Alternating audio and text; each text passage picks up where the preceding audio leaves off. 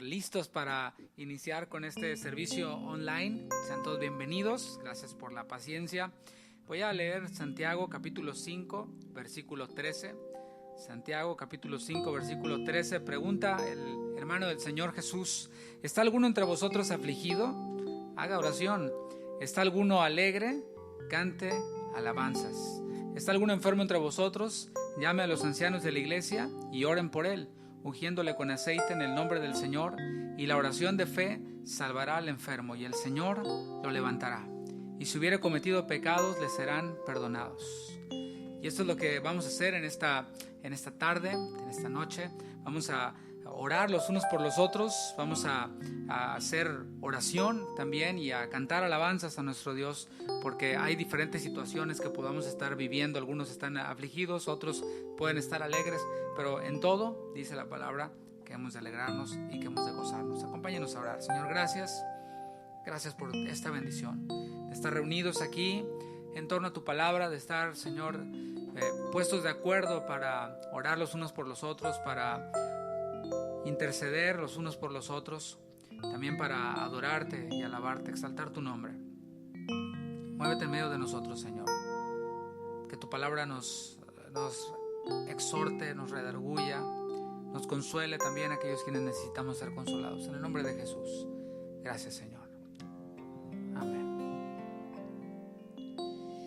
La vida eterna consiste en que te conozcamos más a ti. Quien eres el único Dios verdadero, y a Jesucristo, a quien tú has enviado. Dile al Señor: mi deseo es conocerte.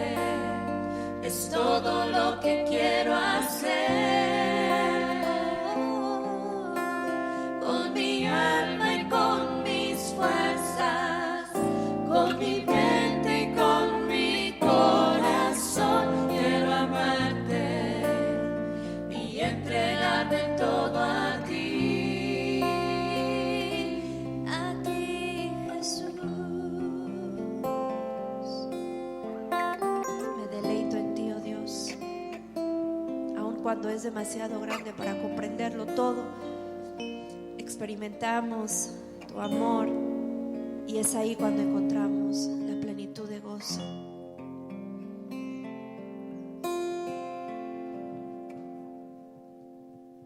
Señor, leíamos en tu palabra que hemos de orar los unos por los otros, traer nuestras peticiones delante de ti. Y queremos, Señor, en este momento pedir por la salud de nuestros hermanos, de Manuel, de su esposa Silvia y su familia, quienes nos han comunicado que están delicados de salud, que están mal de salud. Te pedimos, Señor, que su estómago pueda ser restaurado, pueda ser restituido. Te pedimos, Señor, también por la señora Inés Quiñones, quien ha estado padeciendo de su estómago por mucho tiempo. Ya la han rechazado en los hospitales, Señor, pero tú no la rechazas y tú continúas obrando en la salud de aquellos quienes están enfermos. Continúa, Señor, haciendo milagros, pues eres el mismo ayer, hoy y por los siglos. Te seguimos pidiendo por la salud de Yamilet Garza. Pedimos, Señor, también por José García, quien tiene cáncer en el hígado. No hay enfermedad imposible para ti. Tú puedes sanar cualquier enfermedad y por eso confiamos en ti y venimos a ti, Señor. Señor, te pedimos también por la mamá de Karen, nuestra hermana Maritza Alveo, que, Señor, esta intervención que va a tener pueda salir con éxito de allí, que puedas guardar también a su esposo, hermano Alveo. Guárdale, Señor. Te pedimos todo esto en tu nombre. Te damos gracias por las respuestas a las oraciones que has traído, como es el caso de nuestra hermana Aquino, quien encontró un trabajo, como es el caso, Señor, de los niños por los que habíamos estado orando, por este pequeñito por el cual habíamos estado orando para que recibiera una visa y pudiera encontrarse con sus padres, por esta familia González. Gracias, Señor, porque tú estás respondiendo conforme a tu perfecta voluntad y por eso te agradecemos y por eso te adoramos. En el nombre de Jesús. Amén.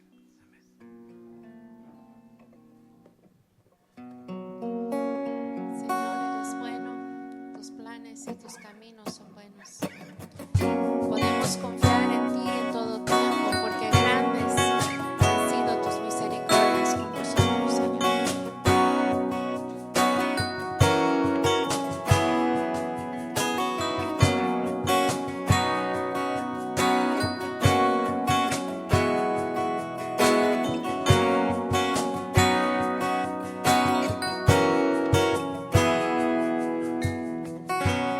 Cuando pienso en lo que has hecho en mí, cuando siento tu mano en mi ser, solo veo tu misericordia en mí,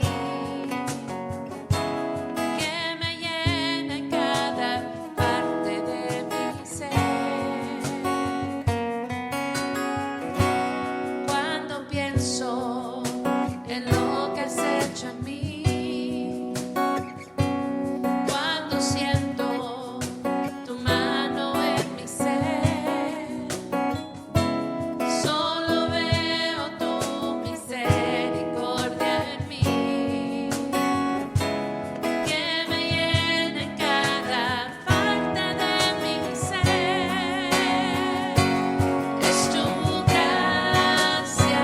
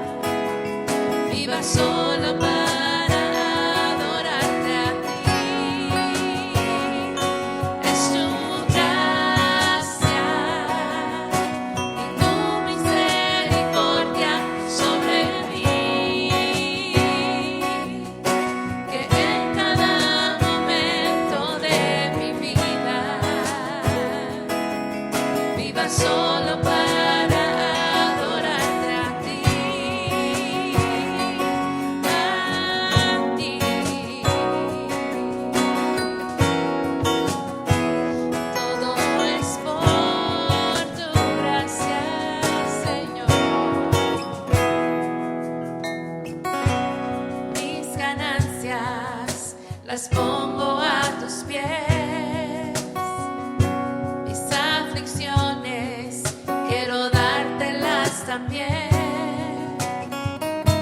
Solo quiero adorarte, mi Jesús. No hay nada que me impida adorarte a ti. Mis ganancias las pongo a tus pies. Mis aflicciones quiero dártelas también. Solo quiero adorarte, mi Jesús.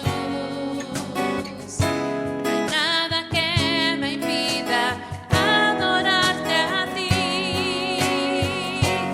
Es tu gracia y tu misericordia sobre mí, que en cada momento de mi vida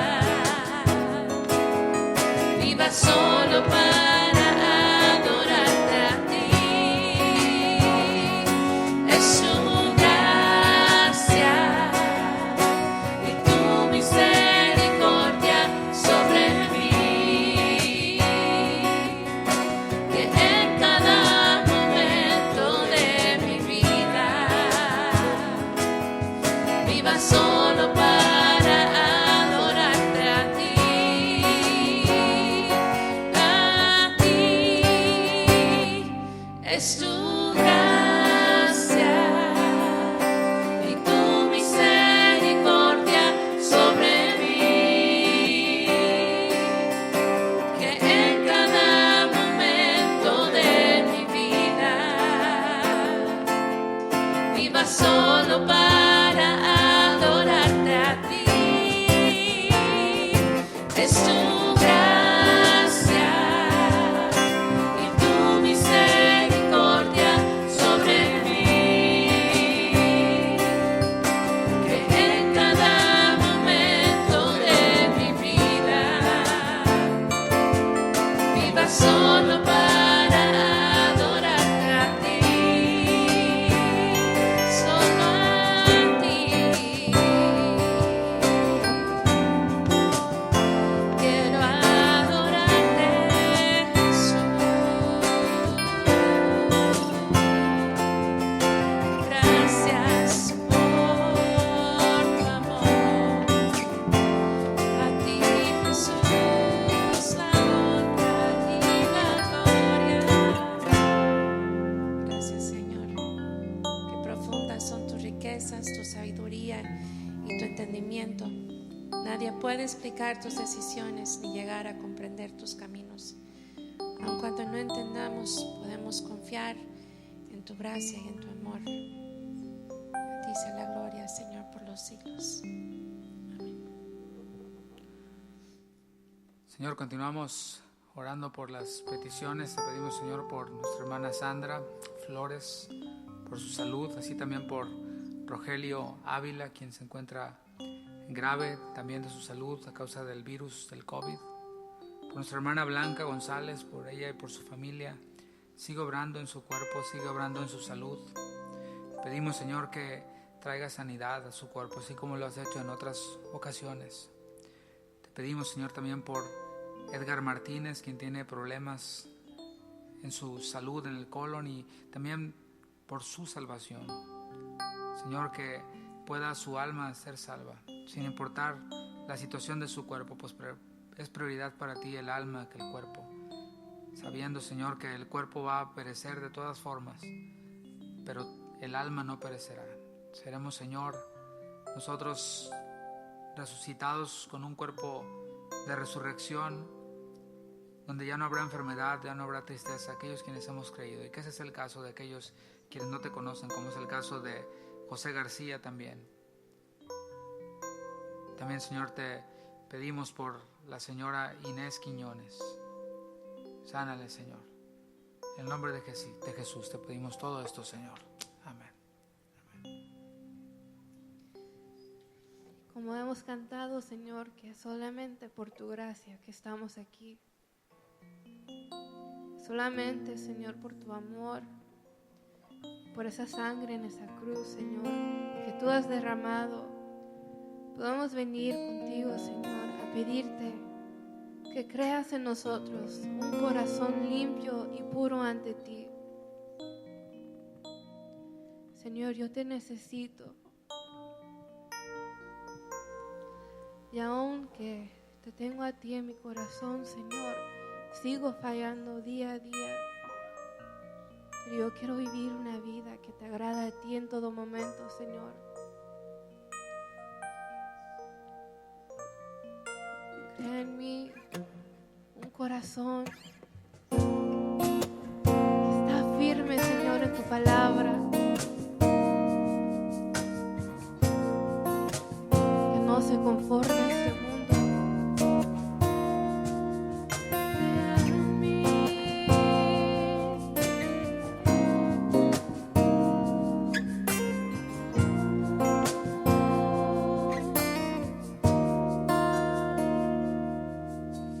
Crea en mí.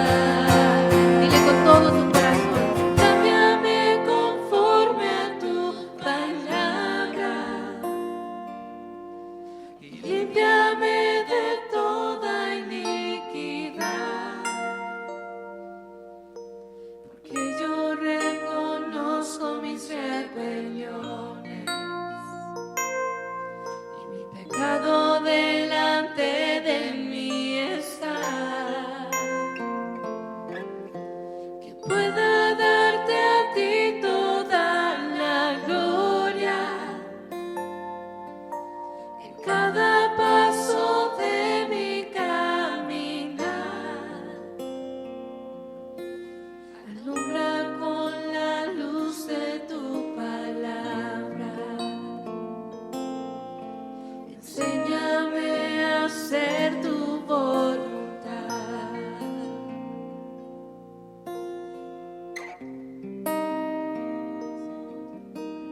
Tu palabra, Señor, está allí para nosotros.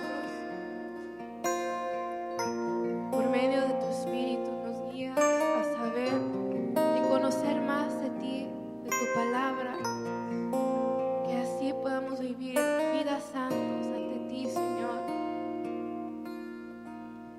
viviendo una vida que te agrade a ti en todo momento, Señor, y que reconoce que te necesito a ti en cada momento, Señor. Débil soy sin ti, Señor. Gracias por ser tan fiel con nosotros.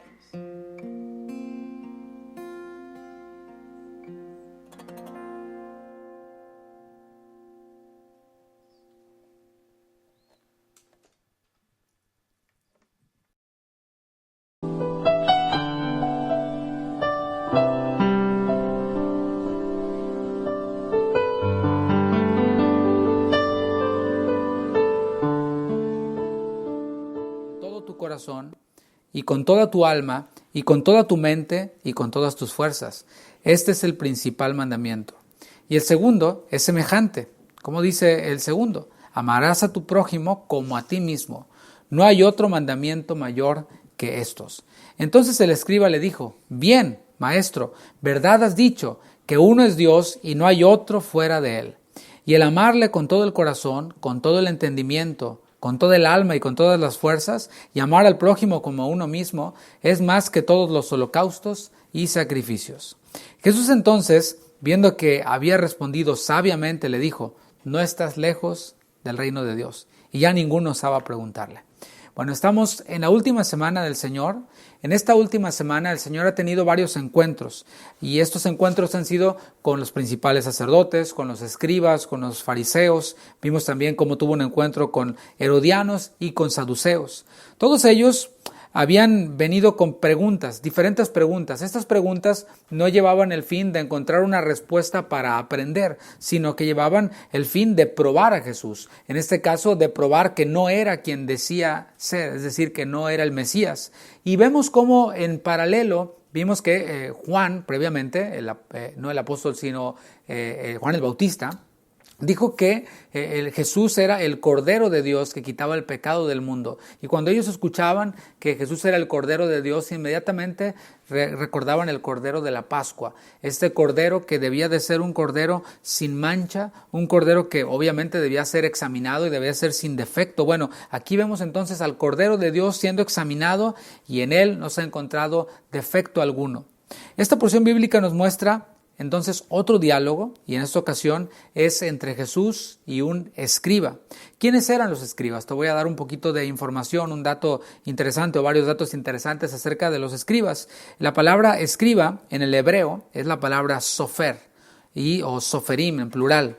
Y en el griego es la palabra gramateus, de donde viene esta palabra conocida por nosotros gramática, gramateus. Significa un hombre de letras. Originalmente el título sofer en hebreo se aplicaba a los encargados de escribir, a los encargados de copiar las leyes. Estos originalmente, los sofer, eran funcionarios reales que tenían la misión de escribir las cartas del rey. Las cartas del rey, los decretos del rey, las disposiciones del rey, era un título meramente político o administrativo, por decirlo así, ¿no? Como un trabajo de oficina. Los escribas evolucionaron y pasaron de ser simples escribientes y lectores a convertirse en depositarios del saber religioso, del saber militar, literario y científico que se conservaban en los viejos textos y que se iba acrecentando con los nuevos que se fueron escribiendo o transcribiendo. O sea, toda la información, ellos eran algo así como el Google de aquel tiempo. Toda la información que llegaba, bueno, pues ellos la transcribían, la procesaban y por ende adquirían todo ese conocimiento y podías tú acudir a cualquiera de esos escribas para que te dieran información acerca de cualquier tema.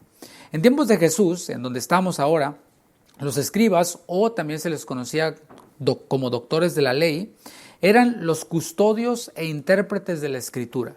La mayoría de ellos estaban adheridos a esta secta de los fariseos. Entonces, no todos los fariseos eran escribas, pero sí, casi todos los escribas eran fariseos. Vamos a leer ahora sí el versículo 28 de Marcos 12. Dice, acercándose uno de los escribas que los había oído disputar y sabía que les había respondido bien. Este escriba había sido testigo de la disputa que vimos en la enseñanza anterior, una disputa con los saduceos. Recordemos que fariseos y saduceos tenían un punto de vista opuesto en cuanto a un tema, el tema de la resurrección. Fue lo que estuvo hablando Jesús en la enseñanza anterior o en la porción anterior. Los fariseos entonces se juntaron para celebrar que ellos habían ganado la discusión. ¿Por qué? Porque Jesús había afirmado que efectivamente habría resurrección. Así que bueno, seguramente se juntaron para celebrar esta victoria. Les ganamos la discusión acerca de este tema de la doctrina de la resurrección. Uno de estos fariseos, que también era intérprete de la ley, se acercó a Jesús. Marcos, aquí en esta porción bíblica, no nos dice con qué intención se acercó. O sea, si no lees junto conmigo el paralelo en Mateo 22:35, no sabrás cuál era la intención con la que venía este escriba que también era fariseo, o fariseo que también era escriba, ¿no? La intención de él en Mateo 22:35 era por tentarle, era para tentar a Jesús. Dice, preguntó por tentarle. ¿Cuál fue esta pregunta que le hizo? Continuamos leyendo ahí en Marcos 12:28. ¿Cuál es el primer mandamiento de todos? ¿Cuál será este primer mandamiento de todos? Bueno, al encontrar esta palabra primero, nos habla acerca de importancia o de relevancia. Ellos, los fariseos, los escribas, sobre todo, habían ubicado en la ley, en el Antiguo Testamento, habían ubicado un buen número de mandamientos. Para ser exactos, 613 mandamientos. De estos, 248 eran positivos, 365 eran negativos. O sea, había un mandamiento negativo para cada día. Ellos habían clasificado todos estos mandamientos, los positivos y los negativos, como importantes y menos importantes. El tema de debate entre ellos mismos, era cuáles son los más importantes y cuáles son los menos importantes. O sea, ya tenemos que hay 613 mandamientos. Hay positivos y hay negativos. Ahora, cuáles son más importantes y cuáles son menos importantes. Y allí se armaba la discusión, allí se armaba la pelea, la opinión, etcétera, etcétera. Y hubiera sido común encontrar algunos de los fariseos por ahí, quizás reunidos en algún café o en algún Starbucks de aquel tiempo, ¿no? Los podrías encontrar por ahí discutiendo acerca de este tema. Es común también hoy en día encontrarnos con creyentes debatiendo en diferentes foros, por ejemplo, foros en internet, acerca de temas controversiales. Bueno, en estos debates de temas controversiales, cada uno expone su opinión. No, es que yo opino que es así, porque yo creo que es así, o porque tal teólogo enseña así, o porque tal intérprete enseña así, o porque tal reformador, etcétera. Y entonces se arma la discusión, o porque mi denominación, etcétera, etcétera, ¿no? Así que es común ver a personas discutiendo de esta forma, pero nunca se llega a nada. Nunca se llega a un acuerdo. Mis hermanos, debemos de recordar que cuando un grupo de creyentes, sobre todo de ministros, se juntan para discutir y para orar acerca de temas de doctrina que son necesarios definir, que son necesarios aclarar, se sale con una resolución y no se busca tener la razón. Y recordamos en el libro de los Hechos cómo hubo un concilio ahí en Jerusalén. El tema era si los gentiles, debían circuncidarse o no. Bueno, ellos llegaron ahí a un consenso y se tomó una decisión y hubo un acuerdo unánime, pero no para que un grupo tuviera la razón o no para que uno de los apóstoles tuviera la razón, sino para que las iglesias pudieran continuar siendo edificadas, pudieran continuar creciendo en medio del mundo gentil. Entonces, cuando vemos estos debates, pues realmente no se llega a nada y es bueno preguntarnos antes de entrar a un debate, bueno, ¿qué va a salir de aquí? O sea, si yo hago cambiar a los otros con mi opinión, ¿qué gano? O si ellos me hacen cambiar a mí, ¿qué gano? Y obviamente estoy hablando de cosas secundarias. Y muchas veces se ocupa eso únicamente por pasar el rato. He estado yo en mesas en donde la convivencia está muy agradable y de pronto alguien tira un tema en la mesa, de estos temas controversiales, de estos temas en los que de antemano ya se sabe que algunos van a tener diferentes posturas. Y bueno, en este caso, mis hermanos, estamos ante una de estas situaciones. ¿Por qué? Porque la ley es la ley en cuanto a la ley de Dios. Los mandamientos son para obedecerse, sin importar si llegara a haber uno más importante o más relevante que otro, pues todos se han de obedecer. Ahorita vamos a ver cuál es el fin, cuál es el propósito de la ley. Así que era irrelevante discutir y encontrar si había uno que fuera más importante que otro. Y aunque parecía un asunto trivial, esta pregunta que le hacían a Jesús tenía un cierto grado de dificultad para Jesús, aparentemente. Porque mira, si Jesús se inclinaba a un mandamiento en específico, podría ser acusado de ignorar todos los otros mandamientos. Y si Jesús pues no se apegaba a la respuesta de la mayoría o a lo que la mayoría consideraba como un mandamiento importante, pues podría ser acusado como un indocto, ¿no? Este realmente no sabe lo que dice, realmente no es un maestro, realmente no es un rabí, porque pues no sabe, no se apega a lo que nosotros decimos, o incluso podría ser acusado como un liberal o como alguien que interpretaba la Biblia de forma pecaminosa. Versículo 29, vamos a ver la respuesta del Señor, que es magistral como siempre. Jesús le respondió: el primer mandamiento de todos es: oye Israel, el Señor nuestro Dios, el Señor uno es. Los religiosos trataban de complicar mucho el asunto, y así ocurre, ¿no? O sea, ¿qué mandamientos son más importantes que otros, etcétera? Bueno, le estás complicando demasiado, mi amigo. La ley se obedece y punto, sin importar nuestros asuntos y nuestras interpretaciones. La respuesta siempre la habían tenido ellos frente a ellos mismos. ¿Te ha pasado que estás buscando tus lentes? A mí me ha pasado y a veces los tengo aquí mismo puestos o en la cabeza. O estás hablando por teléfono y dices: oye, ahorita te marco porque no encuentro mi teléfono, y pues el teléfono lo tienes y estás haciendo una llamada, ¿no? Bueno, así ocurría. La respuesta siempre la habían tenido ellos, literalmente frente a ellos. Porque todo judío piadoso se levantaba cada mañana y oraba una oración llamada Shema, que significa del hebreo escucha u oye. En las casas de las mayorías de los judíos había un estuche, una cajita de metal o de madera sobre la parte superior del dintel de la puerta. O sea, estaba, pues cada día pasaban por esa puerta y ahí estaba esa cajita, la cual contenía una copia de esta oración, conocida como la Shema, en su forma más extensa.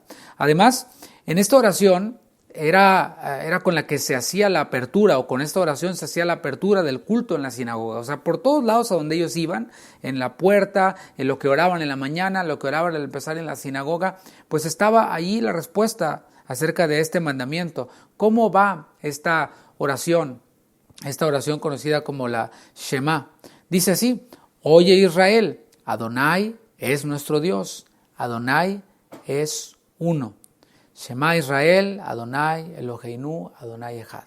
Y en voz baja después leían: bendito sea el nombre de la gloria de su reino por siempre jamás.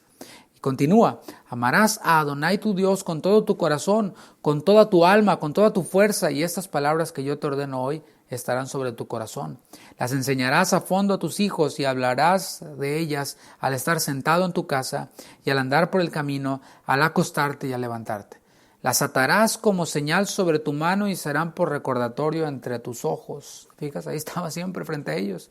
Las escribirás sobre las jambas de tu casa y en tus portones. Esta oración y este recordatorio de la Shema comunicaba una idea, y es esta: hay un solo Dios.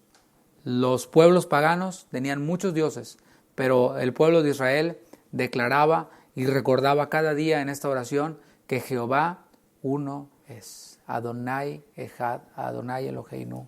Esto es lo que podemos ver nosotros. Y esta es la base del mandamiento que ellos están viendo, que el Señor los está llevando a contemplar. Versículo 30. Y amarás al Señor tu Dios con todo tu corazón, porque este único Dios demanda algo. Y es esto: amarás al Señor tu Dios con todo tu corazón y con toda tu alma y con toda tu mente y con todas tus fuerzas.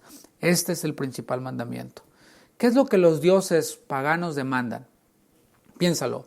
Y quizás no tienes que irte muy atrás en la historia de estos dioses que adoraban las deidades antiguas, que les arrojaban sacrificios de niños y todo esto. Si vemos hoy en día las deidades, los ídolos, los santos, pues ¿qué es lo que demandan? Pues no mucho. Que les prendas una veladora, que les traigas, no sé, hay unos santos a los que les llevan ahí su tequila y sus cigarros y les llevan cosas, comida, tacos. Pues eso es lo que los dioses, los ídolos demandan, cosas, ¿no? Pero lo que el único Dios demanda, ¿sabes qué es? Y lo estamos viendo ahí en el texto: amor. Eso es lo que el único Dios demanda. Y este es el principal mandamiento. Es decir, de este mandamiento de amarle a Él se desprende todo lo demás.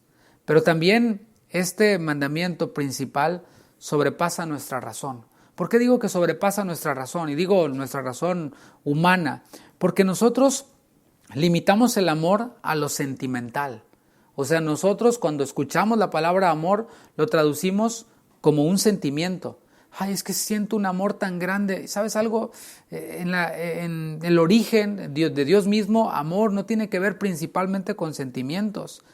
Si nosotros lo vemos de esta forma con nuestra razón humana, terrenal y pecaminosa, pues vamos a decir, pues, ¿cómo es posible que Dios nos mande a amarle? O sea, si es cuestión de que yo lo sienta o no, no me pueden mandar, no me pueden imponer a que yo ame a alguien, ¿cierto? O sea, en nuestra mente humana decimos, pues nadie puede mandar a que amen a otro, porque eso es si lo siente o si no lo siente, pero Dios nos demuestra aquí de que sí podemos obedecer a este mandamiento de amarle. Y Dios tiene todo el derecho de mandarnos a que le amemos. No solo puede mandarnos a que le amemos, sino que también puede determinar cómo debemos de amarle, porque ahí está el asunto, ¿no? Bueno, Dios me manda que le ame, le voy a amar como yo sienta. No, un momentito. No va a ser como tú lo sientas, ni como tú creas o como tú lo interpretes. Va a ser como yo te diga que me ames. Y aquí está la lista de cómo es que Él nos manda a que le amemos. Primero dice con todo tu corazón. Esta palabra en el hebreo es la palabra lev, en el griego es la palabra cardia, donde viene cardiólogo, cardiología. Y tiene que ver no con el músculo del cuerpo, sino con el centro de la existencia del hombre. Es como el sistema operativo, es el asiento de los pensamientos, es el asiento de la fe, es el núcleo de la vida intelectual y de la voluntad. Es el interior del hombre, es en donde se origina todo, para que podamos entenderlo mejor. Debemos de amar a Dios con todo lo más profundo de nuestro ser. Dice después, con toda tu alma. Y aquí sí tiene que ver con la parte emocional. Te fijas que no va en ese orden, de primero las emociones y luego lo demás. No. Primero es con la voluntad, con todo lo más íntimo del hombre, de nosotros. Y después viene la parte emocional, que es el alma. Cuando el corazón está orientado hacia Dios, las emociones son una herramienta para exaltar a Dios. Repito, cuando el corazón del hombre está orientado hacia Dios, las emociones que el hombre pueda tener, que podamos tener, que son normales, son naturales, van a ser una herramienta para exaltar a Dios, para adorar a Dios. Y eso me recuerda a aquella mujer que enjugaba con sus cabellos las lágrimas, ¿verdad? Y estaba allí ungiendo los pies de Jesús y estaba allí en una expresión de adoración con su espíritu derramado delante de Dios, con su alma derramada delante de Dios. Es este corazón orientado hacia Dios el que puede decir y clamar como el ciervo brama por las corrientes de las aguas y dice, ¿cuándo me presentaré delante de Dios? Entonces podemos ver este orden. Y dice Jesús, con toda tu mente, con todo tu corazón, con toda tu alma, con toda tu mente. ¿Por qué? Porque las emociones deben de estar gobernadas por el corazón. Así es el orden. Deben de ser gobernadas por el corazón y también por la mente y por la razón. Dice el apóstol Pablo, el espíritu de los profetas está sujeto a los profetas. No hay tal cosa como que me emociono de tal manera que me desordeno y hago perder el sentido a todo, ¿no? Imagínate que ahora yo mismo estuviera hablando y estuviera llorando, pues no me podrías entender, ¿no? O sea, está bonito que llores y todo, pero allá llórale al Señor. Aquí es tiempo de enfocarnos y de comunicar la palabra. Todo tiene su momento, todo tiene su tiempo y podemos controlar nuestras emociones con nuestra mente. Y el amor de Dios, esto nos enseña algo, que el amor de Dios es inteligente. No es como el amor del mundo, que es desbocado, que es atrabancado, que así como va, por amor hago así una bola de burradas que se hacen en el nombre del amor. Pero el amor de Dios es inteligente. También involucra la razón, la mente. Dice después, con todas tus fuerzas. Y sabes algo, cuando yo meditaba en esto, quedé asombrado. He visto muchas veces este pasaje, incluso he enseñado acerca de él, pero esta vez quedé asombrado. ¿Por qué? Porque dice, con todo tu corazón, desde lo interior, con toda tu alma, emociones, con toda tu mente, con el intelecto, pero luego dice, con todas tus fuerzas, porque no se trata únicamente de algo sentimental o de algo intelectual en el interior. Hay personas que dicen, no, pues sí, yo sí siento en mi alma que amo al Señor. No, pues sí, yo sé que el amor de Dios está aquí, y lo saben enseñar y lo saben definir con versículos bíblicos, pero luego después no hacen nada. Y aquí involucra las fuerzas. El amor se manifiesta en acciones. Imagínate que el Señor Dios, el Padre, hubiera dicho, no, pues sí, yo amo al mundo. Sí, yo amo al mundo. Y el mundo perdiéndose, ¿no? No, yo amo tanto al mundo que pues yo sé que necesito dar a mi hijo, que debo dar a mi hijo para que pues él se encarne de su vida y su sangre perdone los pecados, porque pues no puede haber entre el hombre y yo pues una comunión si a causa del pecado, y que Dios hubiera quedado ahí, ¿no? Definiendo cosas y diciendo que ama al mundo, pero no hubiera enviado nunca a Jesús. Pues no, Dios amó de tal manera al mundo que dio a su hijo, y a veces algunos creyentes nos atoramos allí, ¿no crees? A lo mejor tú, quien nos estás viendo, has estado atorado y dices, no, sí, cuando cantas dices, con mi alma y con mis fuerzas, con mi mente y con mi corazón. Y después dices, no, pues sí, el amor de Dios es así, así, así, así. Pero después de ahí no pasamos. Nos quedamos en nomás que no arrancamos, ¿no? El amor se manifiesta en acciones, y acciones radicales, porque no dice con algo de fuerzas, ¿no? Pues ahí, con lo que te nazca, ¿verdad que no? Dice con todas tus fuerzas. Son acciones radicales. Dios demanda todo de nosotros. ¿Y eso qué significa? ¿Cómo se ve? Bueno, pues traduzcámoslo a todas nuestras actividades piadosas, a todas nuestras actividades que tienen que ver con lo espiritual. Pues la oración, la intercesión, el ayuno, la lectura de la palabra, el servicio en la iglesia, mi hábito de congregarme, pues ha de ser con todas mis fuerzas. No ahí a medias. No, pues ahí sí sale, ahí a ver cómo va. No. La pregunta aquí es, ¿podemos por nosotros mismos cumplir con este mandamiento? Es una buena pregunta, ¿no crees? ¿Acaso por nosotros mismos podemos cumplir y obedecer este mandamiento de amarle con todo nuestro corazón, con toda nuestra alma, con toda nuestra mente y con todas nuestras fuerzas? La respuesta, siento desilusionarte, es no. Por más piadosos que nos sintamos por nosotros mismos, no podemos. ¿Por qué? Porque estamos contaminados con el pecado. Por tanto, el amor que pueda fluir de nosotros es un amor que está corrupto. Dice la palabra que nuestro corazón es engañoso, que es necio, que es perverso. ¿Cómo vamos a amar a Dios con ese corazón? Nuestra alma, pues también está desequilibrada. Nuestras emociones están desequilibradas. Y no sé cuál sea tu tendencia, si tú tiendes más a ser como emocional en el sentido de ser impulsivo y de ser iracundo, o si eres más emocional en el sentido de que todo te desanima, ¿no? De que, ay, no, pues hoy no me siento bien. Bueno, nuestras emociones están desequilibradas, porque a veces, bueno, pues no sé si tenga que ver algo la luna, o si el clima, o la crisis, qué sé yo, pero de pronto andamos arriba, de pronto andamos abajo. Pero esto es a causa de que nuestra naturaleza pecaminosa ha sido contaminada por el pecado. Yo pregunto, ¿acaso Adán y Eva, cuando estaban en el Edén, tendrían estas crisis sentimentales? ¿Tendrían estos desequilibrios? No, ellos estaban pues creados a imagen, a semejanza de Dios como nosotros, pero sin pecado. Era un estado pleno y perfecto, pero nosotros no. Nuestra mente, ¿qué podemos decir de nuestra mente? Nuestra mente también está moldeada por el mundo. Y siempre lo digo y lo repito ahora para los padres que nos están viendo. Nuestros hijos son como esa esponjita que está absorbiéndolo todo.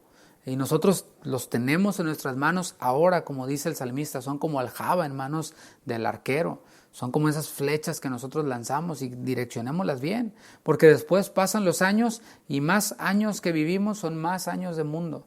Y un hombre o una mujer que se convierta a los 50, a los 60 años, pues tiene mucho del mundo que deshacerse, mucha mentalidad, filosofía, costumbres del mundo. En cambio, un adolescente, un jovencito, pues tiene muy poquito con lo que debe de desecharse, de deshacer, y los tenemos pues limpios de alguna manera, por así decirlo, para formarlos y para enseñarles. Y así está nuestra mente, moldeada por el mundo, moldeada por las circunstancias, porque es que, ay, me han traicionado y ahora yo pienso que todos me van a traicionar, ya no confío en nadie. Bueno, las circunstancias han moldeado nuestra manera de pensar, nuestra manera de conducirnos. ¿Y qué tal nuestras acciones? Bueno, generalmente nuestras acciones giran en torno a nosotros mismos. Te dejo para que lo pienses, ¿cierto? Nuestras acciones giran en torno a nosotros mismos. Volviendo a este punto del amor según el mundo. El amor según el mundo es así. ¿Sabes qué? Te amo porque me haces feliz. Así es como funciona el mundo, ¿no? Entonces, ¿en quién está centrado ese amor? En mí mismo. O sea, si yo le dijera a mi esposa, te amo porque me haces feliz, entonces ese amor está basado en mí mismo. Porque el día en el cual tú ya no me hagas feliz, pues ya no te amo. Y así es como funciona en el mundo, ¿no? ¿Sabes qué? Tenemos que separarnos. ¿Por qué? Porque ya no siento lo mismo por ti. ¿Y quién dijo que cuando hicimos el voto de matrimonio tenía algo que ver el sentir? O eso dijimos. Esta semana me tocó, fin de semana pasado, casar a una pareja, ¿no?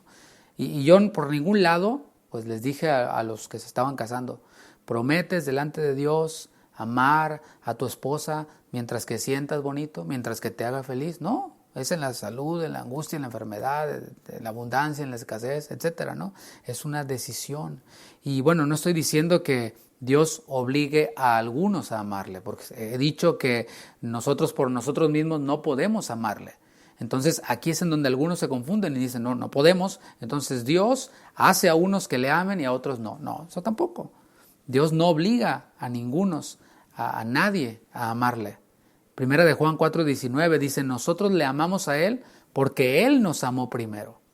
Todo mandamiento que estamos viendo aquí, como este y como cualquier otro mandamiento, se puede obedecer o se puede desobedecer. Se puede obedecer o se puede desobedecer. Aquellos quienes deciden amarle, por eso dice con todo tu corazón, ahí está la voluntad y está la decisión. Y quienes decidimos obedecer el mandamiento, ¿de qué nos damos cuenta? De esto que estamos viendo, de que no somos capaces de amarle como Él lo demanda, de que no somos capaces de cumplir la ley. O sea, sean mandamientos más relevantes, positivos, negativos, pues ninguno de esos tenemos nosotros la capacidad de cumplirlo a cabalidad, porque dice la palabra que si fallamos a uno de los mandamientos, pues nos hacemos culpables de todos. A eso es a lo que la palabra nos guía.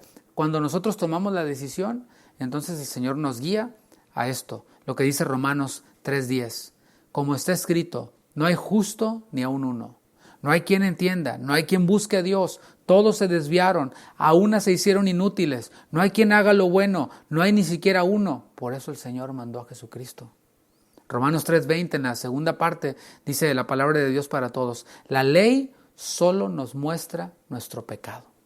Y ese es el propósito de los mandamientos. Que veamos, una vez que decidimos obedecerlo, que veamos que no podemos obedecerlo y que veamos nuestro pecado, ¿para que qué? Para que seamos guiados a Dios. Una vez que vimos nuestro pecado, una vez que vimos nuestra incapacidad de obedecer a Dios como Él lo demanda, somos guiados a Él. Gálatas capítulo 3, versículo 23, dice en la traducción lenguaje actual. Antes de eso, la ley fue como una cárcel. O sea, la ley el Señor no la puso para que la obedezcamos. La ley el Señor la puso para que seamos cautivos. Una cárcel donde estuvimos encerrados hasta que vimos que podíamos confiar en Cristo. Ahí en la cárcel dijimos, yo nunca voy a poder salir de aquí, hasta que una luz en esa cárcel nos alumbró y era la luz de Cristo. Entonces vimos que Cristo sí cumplió con toda la ley y es entonces cuando le abrazamos y confiamos en Él, nos dejamos caer en sus brazos y Él entonces nos arropa y Él entonces nos equipa para amarlo. Y nos dice, quítate esos trapos de inmundicia que traes. No puedes cumplir la ley, no puedes obedecerme. Y Él nos reviste con vestiduras blancas, con ropas nuevas, nos equipa para amarlo. Romanos capítulo 5, versículo 5, dice la segunda parte en la versión, traducción lenguaje actual.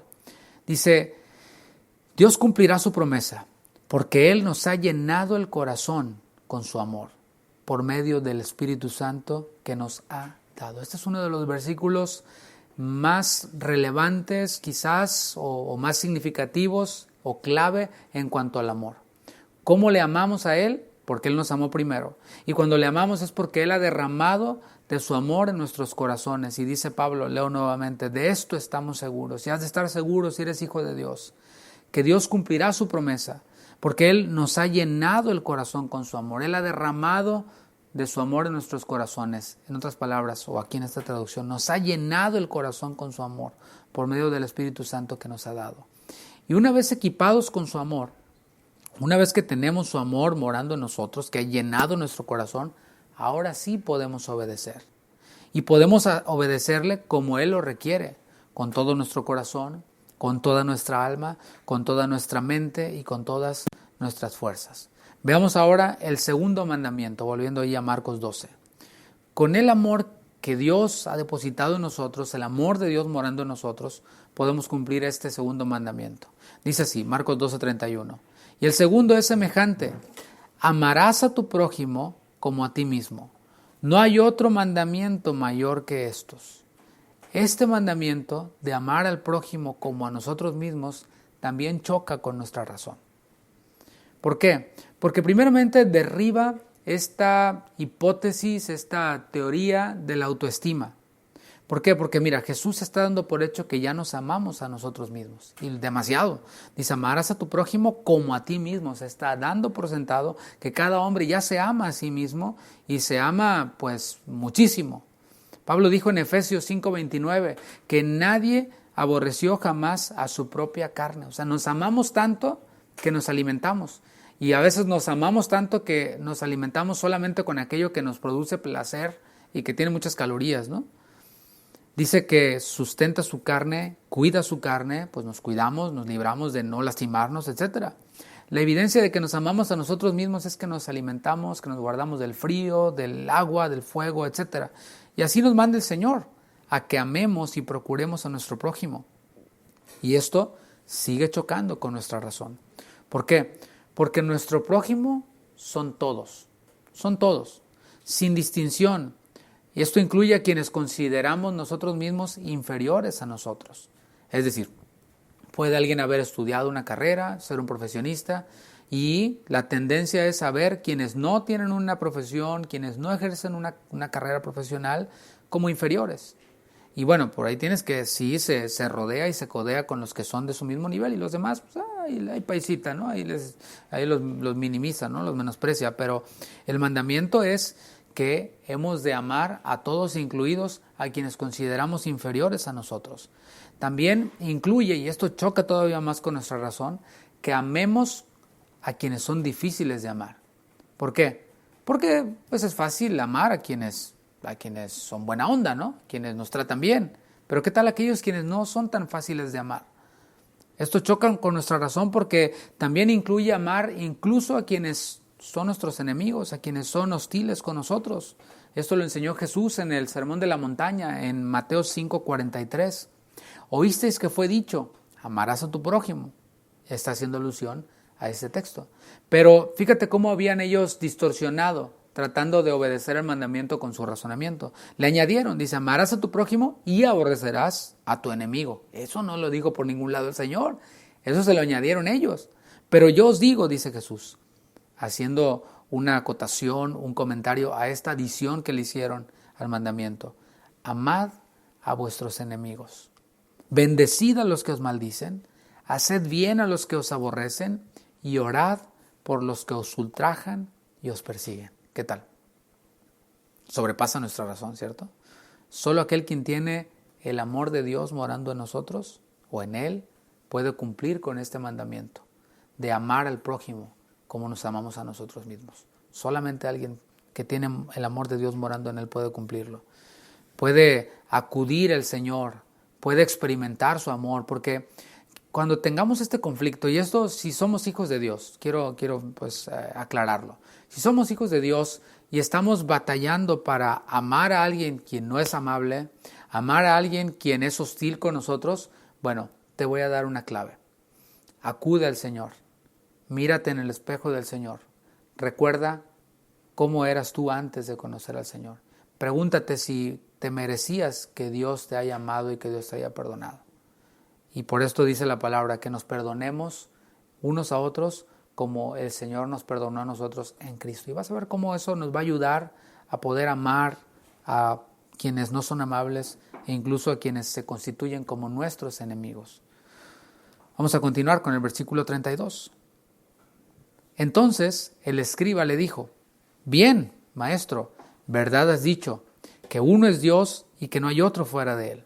Y el amarle con todo el corazón, con todo el entendimiento, con toda el alma y con todas las fuerzas, y amar al prójimo como a uno mismo es más que todos los holocaustos y sacrificios.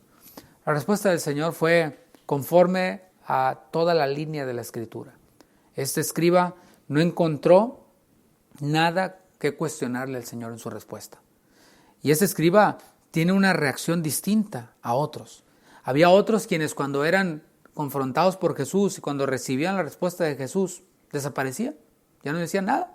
ya no replicaban. Pero vemos que tiene una reacción en la cual reconoce que el Señor ha dicho verdad. En otras palabras le está diciendo, tienes razón. Dime tú cuál de los fariseos o de los escribas de los otros les dio la razón o le dio la razón a Jesús, ¿no? Pero sí. A veces somos confrontados con la palabra nosotros mismos y no tenemos la humildad para reconocer que estábamos equivocados. ¿Cuánto nos cuesta reconocer que habíamos estado equivocados? Y que aquel quien nos está dando una explicación tiene la razón. Y vuelvo un poco a lo de los debates, las discusiones, ¿no? Y ahí tienes que la otra persona pues tiene más argumentos que los que tú puedas tener. Qué pocas veces tenemos la humildad de decir, ¿sabes qué? Sí, tus argumentos son más contundentes que los míos.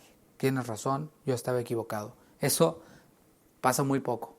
Pero en eso sí podemos imitar a este escriba. A que cuando somos expuestos ante argumentos más sólidos podamos decir, verdad has dicho, tienes razón. Y algo interesante también es que este escriba añadió algo que Jesús dijo. Es como si estuviera interpretando a Jesús en lo que Jesús ya interpretó.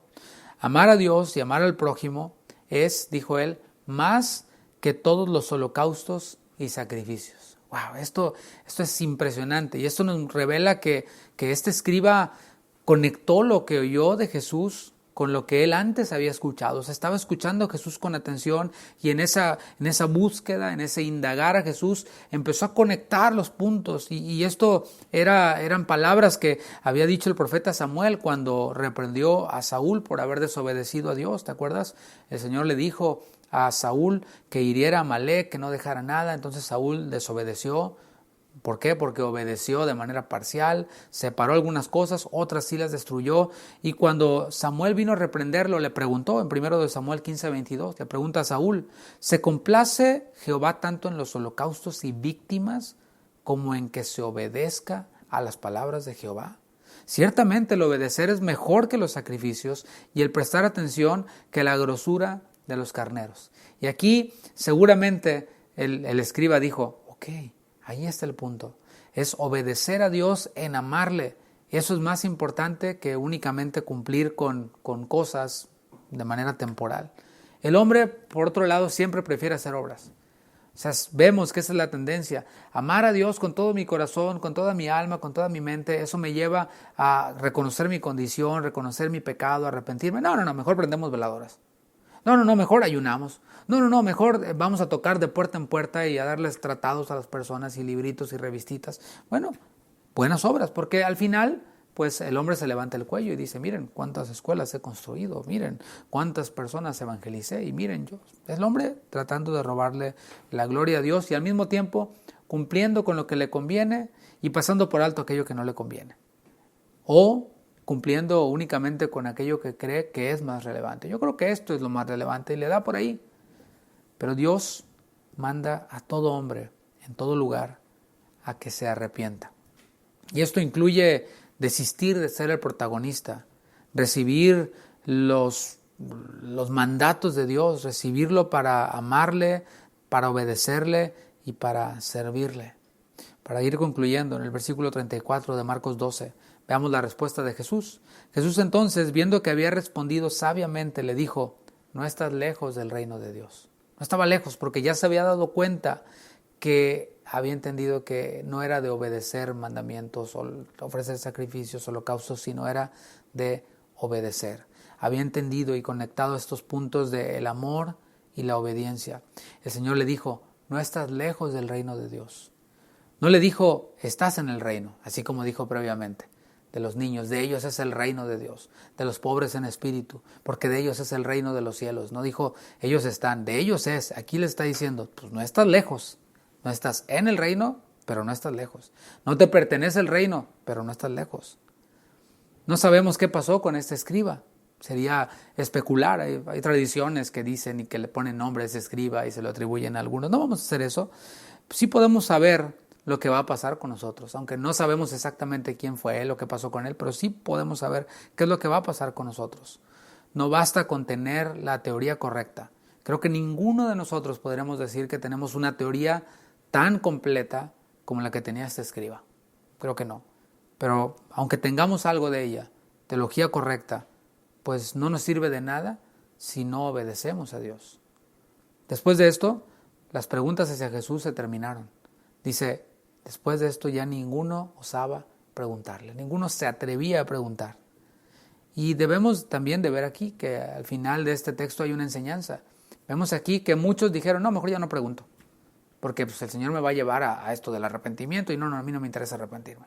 A mí me interesa un Mesías político, militar, que me dé de comer, y si no, pues que lo crucifiquen. Eso es lo que estamos viendo. Bueno, que esa no sea nuestra actitud. Pues mejor no pregunto para no tener que cambiar. ¿Para qué voy a la reunión si me van a decir que me arrepiente y el pastor luego ahí se la pasa diciendo que soy un inmundo y que quién sabe qué, ¿no? No, mejor no voy. Bueno, hay quienes dicen, mejor no me involucro para no tener problemas, porque luego se involucran demasiado ahí en la iglesia y salen de pleito. Bueno, y algunos dicen, no, mejor no, para no tener problemas. Hay quienes dicen, mejor no me expongo, no tengo comunión con los hermanos para que no me conozcan, porque pues yo tengo lo mío y no pretendo cambiar, entonces mejor pues ni me expongo. Pues que esa no sea nuestra actitud. Más bien vayamos a la fuente que es Dios. No hay otra fuente. La Shema dice, Él es el único Dios. Crear nuestra propia religión, si te llamas Luisismo, cristianismo, no es cristian, o no sé, miguelismo. Bueno, que crear nuestra propia religión, aunque tenga una envoltura de cristianismo, solo va a traer a nuestras vidas insatisfacción, solo va a traer a nuestras vidas frustración, amargura. Pero debemos de entender esto y con esto finalizo. Obediencia y amor van de la mano.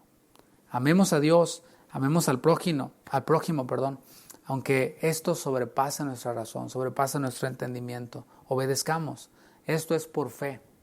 Y de esto hablaremos el viernes en la reunión general. Obedecer, amar, es una decisión. No es un sentimiento, es una decisión que nosotros tomamos. Y hoy, si tú has visto esta enseñanza, la has escuchado, pues tengo que decirte eso, que es una decisión. Depende de si decidimos obedecer o no decidimos obedecer, porque una vez que decidamos, el Señor nos va a equipar con ese amor perfecto para que podamos amarle a Él. Oremos. Señor, muchas gracias. Gracias por tu palabra, gracias por la bendición que nos das de recibirla y de ser expuestos, Señor. O sea, no solo leerla, sino que ella nos lea a nosotros y que nos revele y nos muestre nuestra condición para poder ser guiados al arrepentimiento. Que cada vez más y más haya entre nosotros ferviente amor. Ese amor del cual cubre multitud de pecados. Ese amor del cual tú nos has mandado a que depositemos en otros. ¿Y cómo lo vamos a experimentar si no es acudiendo a ti, que eres la fuente, que eres el único Dios? Gracias, Señor, por tu palabra, porque esta palabra nos trae aliento, nos trae esperanza. Si había alguien quien había estado frustrado porque decía, no estoy amando a Dios como debería de amarlo.